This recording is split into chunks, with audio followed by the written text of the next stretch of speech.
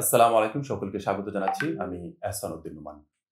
আজকের ফ্রিল্যান্সিং জানা অজানার দ্বিতীয় পর্বে সকলকে স্বাগত জানাচ্ছি। যারা আমাদের এই চ্যানেলটিতে সাবস্ক্রাইব করেননি, অবশ্যই সাবস্ক্রাইব করে পাশে থাকবেন। পাশে থাকা বেল আইকনটিতে ক্লিক করবেন, যাতে করে নতুন কোনো ভিডিও দেওয়ার সাথে সাথে আপনারা ভিডিওটি দেখে উপকৃত হতে পারেন। আজকের অনেক কয়টা প্রশ্ন থাকবে, প্রশ্নের উত্তরগুলো দেওয়ার চেষ্টা করব আশা করি ইনশাআল্লাহ। প্রথম নাম্বার প্রশ্ন, ১ নাম্বার সেটি হচ্ছে যে, যাদের প্রাতিষ্ঠানিক শিক্ষা নাই, তাদের কি ফ্রিল্যান্সিং করার কোনো সুযোগ আছে কিনা? আসলে ফ্রিল্যান্সিং করার জন্য প্রাতিষ্ঠানিক শিক্ষাটা আ খুবই গুরুত্বপূর্ণ একটি বিষয় আমার কাছে মনে হয় না। এ কারণেই যে আপনি যে কাজটা নিয়ে ফ্রিল্যান্সিং করতে চাচ্ছেন, সেই কাজটার উপর সর্বপ্রথম দক্ষ আছেন কিনা? দ্বিতীয় নাম্বার বিষয়টি সেটি হচ্ছে যে আপনি কমিউনিকেশন করতে পারছেন কিনা? অনেক ব্যক্তিকে দেখেছি যার প্রাতিষ্ঠানিক শিক্ষা নাই, বাট ইংলিশে যথেষ্ট পরিমাণ কমিউনিকেশন ম্যানেজ করতে পারে। আমি অনেককে দেখেছি। বিশেষ করে আমি যদি একটু উদাহরণ দেই, আমি কয়েকটা গার্মেন্টস ফ্যাক্টরির সাথে আমার পরিচিত আছে। তাদের ইংলিশ কমিউনিকেশন করার জন্য যারা কাজ করে, তাদের শিক্ষাগত যোগ্যতা খুব বেশি না। কাউকে দেখেছি আমি ইন্টারমিডিয়েট পাস করা, বাট সে বায়ারদের সাথে কন্টিনিউ অনার্গল ইংলিশে কথা বলে এই বিষয়টাকে ম্যানেজ করে নিচ্ছে। তো ওই জায়গা থেকে আমার কাছে মনে হয়, পাশাপাশি আমি আমার জায়গা থেকে অভিজ্ঞতা থেকে দেখেছি যে শিক্ষাগত যোগ্যতাটা আপনার ফ্রিল্যান্সিং করার জন্য খুব বেশি গুরুত্ব বহন করবে না, বিশেষ করে আপনার ক্লায়েন্ট কমিউনিকেশনের ক্ষেত্রে। যদি আপনি ক্লায়েন্ট কমিউনিকেশন খুব ভালো বুঝতে পারেন, ক্লায়েন্ট কমিউনিকেশন ভালোভাবে করতে পারেন, তাহলে শিক্ষাগত যোগ্যতাটা আপনার এখানে খুব বেশি গুরুত্ব বহন করবে না। তবে হ্যাঁ, শিক্ষিত হওয়া জরুরি, এই কথাটা মনে রাখবেন। শিক্ষিত হতে হবে। শিক্ষিত হলে আপনার একটা স্ট্যাটাস থাকবে যে আপনি একজন শিক্ষিত মানুষ। শিক্ষিত হওয়ার পরেও আপনি কোনো চাকরি না করে আপনি নিজ উদ্যোগে ফ্রিল্যান্সিং করছেন। এই বিষয়টা সবসময় মাথায় রাখবেন। দ্বিতীয় নাম্বার যে বিষয়টি সেটি হচ্ছে যে আ ফ্রিল্যান্সিং করে কি সত্যি আয় করা যায়? একজন সফল ফ্রিল্যান্সার হতে কি করণীয়? নিঃসন্দেহে ফ্রিল্যান্সিং করে আয় করা যায়। এটা আপনি যদি একটু চোখ কান খোলা রাখেন তাহলে দেখতে পারবেন, আমার কাছে মনে হয়, এবং শুনতে পারবেন। আপনার আশেপাশে অনেকে আছে যারা ফ্রিল্যান্সিং করে আয় করছে, নিঃসন্দেহে আয় করছে। আর ফ্রিল্যান্সিং করে সামনের দিনগুলোতে আয় করা যাবে, এটা আমি নিঃসন্দেহে বিশ্বাস করি এই কারণেই। কারণ পৃথিবীতে সবকিছু এখন আস্তে, আস্তে ডে বাই ডে সামনের দিনগুলোতে যেগুলো আসতেছে, সেগুলো সবকিছু অনলাইন বেস হয়ে যাচ্ছে। সো ফ্রিল্যান্সিংটা আমাদের কাছে আরো ইজি হয়ে আমাদের সামনে আসতেছে। সো আমার কাছে মনে হয় যে ফ্রিল্যান্সিং করে সত্যি আয় করা যায়। বিশেষ করে আমি আয় করছি ফ্রিল্যান্সিং করে। আর ফ্রিল্যান্সিং হতে মানে সফল হতে আপনার করণীয়টা কি? ফ্রিল্যান্সিং এ যদি আপনি সফল হতে চান, আমি আবারও বলছি, ২ টো জিনিস আপনার মাথায় রাখতে হবে। ১ নম্বর হচ্ছে যে আপনার স্কিল ডেভেলপ করতে হবে নিজের জায়গা থেকে। যে কাজটি নিয়ে ফ্রিল্যান্সিং করতে চান সেটার উপর যথেষ্ট দক্ষ হতে হবে। পাশাপাশি হচ্ছে যে কমিউনিকেশন যেটাকে বলা হয়, বায়ার কমিউনিকেশন। বায়ারের সাথে যদি কমিউনিকেশন ভালোভাবে করতে পারেন, আমার কাছে মনে হয় যে আপনি ভালোভাবে ফ্রিল্যান্সিং করতে পারবেন এবং এখানে স্থায়ীভাবে ভালো কিছু করতে পারবেন।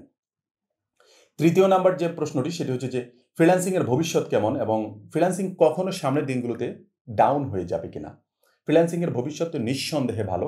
আপনারা যদি গুগলিং করেন তাহলে আপনারা বিষয়টি খুব ক্লিয়ারলি বুঝতে পারবেন।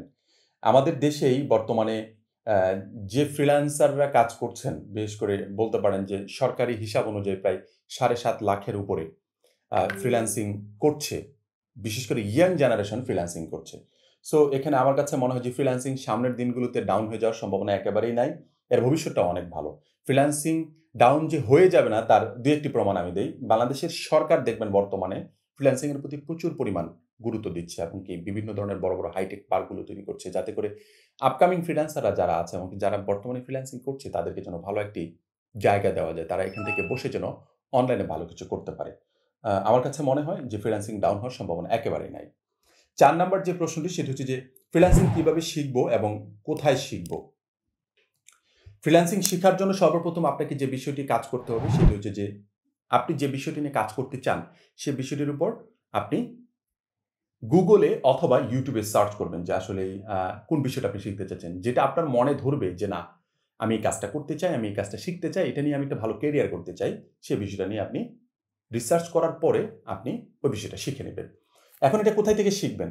সর্বপ্রথম আপনি ইউটিউবে সার্চ করে এই বিষয়গুলো দেখতে পারবেন। স্টেপ বাই স্টেপ অসংখ্য টিউটোরিয়াল পাবেন। পাশাপাশি 2nd স্টেপে আপনি কোনো মেন্টরের সহযোগিতা নিবেন। হতে পারে কেউ আপনাকে পেইড শিখাবে, হতে পারে আপনাকে কেউ ইন্টার্ন হিসেবে ফ্রি শিখাবে। মানে যেভাবেই শিখতে পারেন আপনি অবশ্যই যে বিষয়টা নিয়ে আপনি দক্ষতা অর্জন করতে চান, যে বিষয়ের উপর যে দক্ষ তার কাছ থেকে এই বিষয়টা নিয়ে আপনি জ্ঞান অর্জন করলে আমার কাছে মনে হয় আপনি ভালো কিছু করতে পারবেন ইনশাআল্লাহ এবং ভালো কিছু শিখতে পারবেন। ৫ নাম্বার যে বিষয়টি সেটা হচ্ছে যে কত বছর বয়সে ফ্রিল্যান্সিং শুরু করা উচিত? এটা কোনো নির্দিষ্ট বয়স নেই। ঠিক আছে? ফ্রিল্যান্সিং শুরু করার জন্য কোনো নির্দিষ্ট বয়স নেই এবং ফ্রিল্যান্সিং যে ৫০ বছর ৬০ বছর হয়ে গেলে যে আপনি ফ্রিল্যান্সিং করতে পারবেন না বিষয়টা এমনটা না। তবে এখানে একটি বিষয় আমার একটু বলতে পারেন যে আম বাধা হিসেবে কাজ করে সেটা হচ্ছে যে আমার মেন্টালিটিতে যেটা কাজ করে সেটা হচ্ছে যে আপনি অবশ্যই ক্লাস 6 এ পড়া একজনকে ফ্রিল্যান্সিং এ নিয়ে আসতে পারবেন না। এ কারণেই পারবেন না। ক্লাস 9 এ পড়া একজন বাচ্চাকে কিন্তু ফ্রিল্যান্সিং এ দিতে পারবে না। তাতে করে অসুবিধাটা হবে সেটা হচ্ছে যে তার লেখাপড়াটা নষ্ট হয়ে যাবে। কারণ লেখাপড়ার কিন্তু একটি যথেষ্ট মান আছে। ঠিক আছে? এই জায়গাটুকু পার হয়ে যেমন প্রত্যেকটা জায়গাটায় স্টেজ আছে। লেখাপড়ার প্রাথমিক একটা স্টেজ আমার কাছে মনে হয় ইন্টারমিডিয়েট পর্যন্ত একটা প্রাথমিক স্টেজের মধ্যে পড়ে।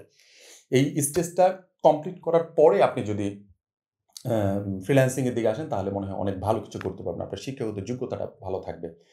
এইটার পিছনে আরেকটি কারণ আছে সেটা হচ্ছে যে আপনি যদি ইন্টারন্যাশনালি লেখাপড়া করতে চান, বাইরের কান্ট্রিতে যদি লেখাপড়া করতে চান তাহলে বাংলাদেশ থেকে ন্যূনতম আপনাকে ইন্টারমিডিয়েট কমপ্লিট করে তারপরে যাওয়া উচিত এবং কি এটাই করতে হয়। মনে হয় আমার কাছে আমি অনেকের সাথে যোগাযোগ করে দেখেছি। কথা বলেছি আমার অনেক পরিচিতরা বাহিরে আছে। তারা ইন্টারমিডিয়েট কমপ্লিট করে তারপরে বাহিরে লেখাপড়া করছে। সো আপনি যদি ইন্টারমিডিয়েট পর্যন্ত কমপ্লিট করতে পারেন, আমার কাছে মনে হয় আপনি নিঃসন্দেহে বাহিরের যেকোনো দেশে ভালো স্কলারশিপ নিয়ে আপনি কিন্তু লেখাপড়া করতে পারবেন এবং এই শুধুমাত্র ইন্টারমিডিয়েট পাস করার কারণে। আবার আরেকটি বিষয় আছে সেটা হচ্ছে যে অনেকে এসএসসি কমপ্লিট করার পরে ডিপ্লোমা লাইনে চলে যাচ্ছেন। ডিপ্লোমার হিসাবটা একটু আলাদা। কারণ ডিপ্লোমা কমপ্লিট করার পরে আপনি বিএসসি কমপ্লিট করার জন্য কিন্তু বিদেশে লেখাপড়া করতে পারেন। সো এখানে আবার এসএসসির বিষয়টা চলে আসতেছে। কারণ এসএসসি পাস করে কিন্তু ডিপ্লোমায় চলে আসা যায়। সো এই বিষয়গুলো খুবই গুরুত্বপূর্ণ। লেখাপড়া আমাদেরকে করতেই হবে। আর লেখাপড়া খুবই জরুরি। কারণ শিক্ষিত না হলে আসলে আমাদের পরবর্তী জেনারেশনগুলো প্রবলেম আছে। এই বিষয়টা মাথায় রেখে আমার কাছে মনে হয় ফ্রিল্যান্সিং এ আসা উচিত।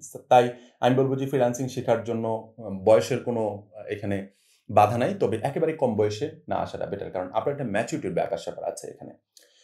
সর্বশেষ এবং যে প্রশ্নটি সেটি হচ্ছে যে ফ্রিল্যান্সিং করে সফল হওয়া যায় তারপরেও কেন মানুষ ফ্রিল্যান্সিংকে পেশা হিসেবে নিতে চায় না? এটা আসলে একান্তই একজনের ব্যক্তিগত একটি ব্যাপার। ফ্রিল্যান্সিংকে অনেকেই পেশা হিসেবে নিচ্ছে, অনেকেই পেশা হিসেবে নিতে পারছে না অথবা নিচ্ছে না। পারিবারিক চাপ থাকে, অনেক সময় দেখবেন যে সামাজিক চাপ থাকে। এই চাপগুলোর কারণে অনেক সময় ফ্রিল্যান্সিংটাকে পেশা হিসেবে নিতে পারে না। আমার কাছে মনে হয় আপনি যদি খুব ভালো একটি ডিসিশন নিতে পারেন, আপনি যদি ভালোভাবে শিখতে পারেন, আপনি যদি অ্যাম ভালোভাবে দক্ষতা অর্জন করে যদি ফ্রিল্যান্সিং এ যদি আসতে পারেন, এখান থেকে যদি ভালো কিছু আউটপুট দিতে পারেন, তাহলে আমার কাছে মনে হয় যে না আপনি ফ্রিল্যান্সিং এ আম পেশা হিসেবে ফ্রিল্যান্সিংটাকে খুব ভালোভাবে নিতে পারবেন।